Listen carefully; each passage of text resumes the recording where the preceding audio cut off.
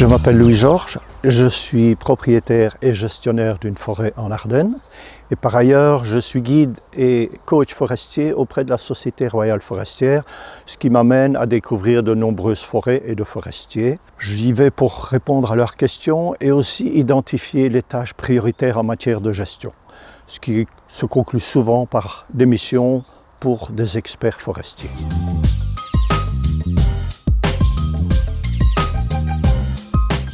Mais une gestion dynamique et réfléchie de la forêt passe par des éclaircies régulières pour permettre aux plus beaux arbres d'atteindre une croissance supérieure, ce qui est tout bénéfice pour l'absorption du carbone et donc c'est excellent pour le climat. Mais ces éclaircies doivent être régulières.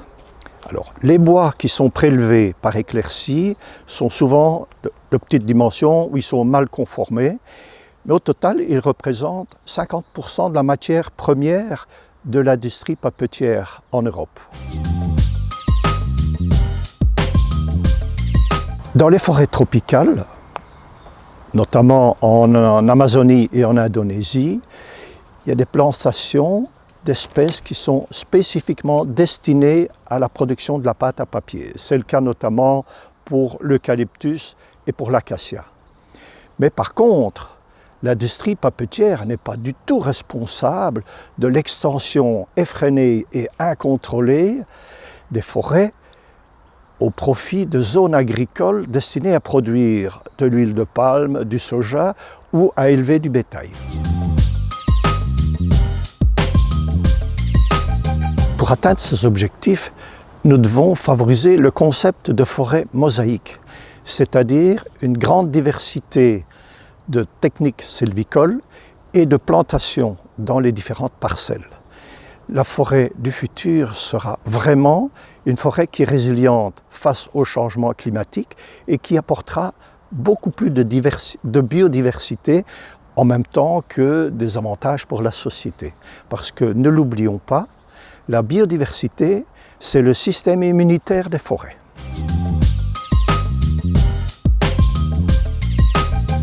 Les propriétaires forestiers doivent entretenir leurs forêts de manière durable. Ils doivent s'assurer qu'elles seront correctement régénérées et entretenues correctement, mais aussi en respectant des valeurs telles que la biodiversité, l'économie et le social.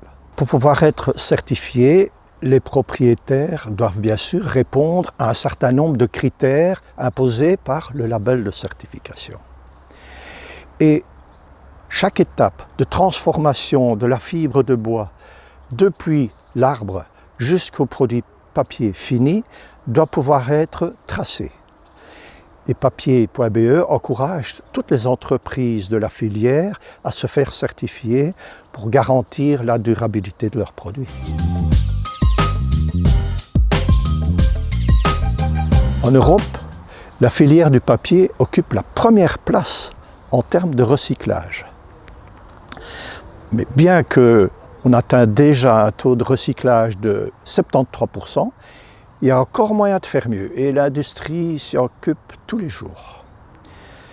Il faut savoir que la fibre vierge du bois, qui est utilisée pour fabriquer le papier de la meilleure qualité, peut être recyclée jusqu'à 7 fois avant de terminer en carton d'emballage.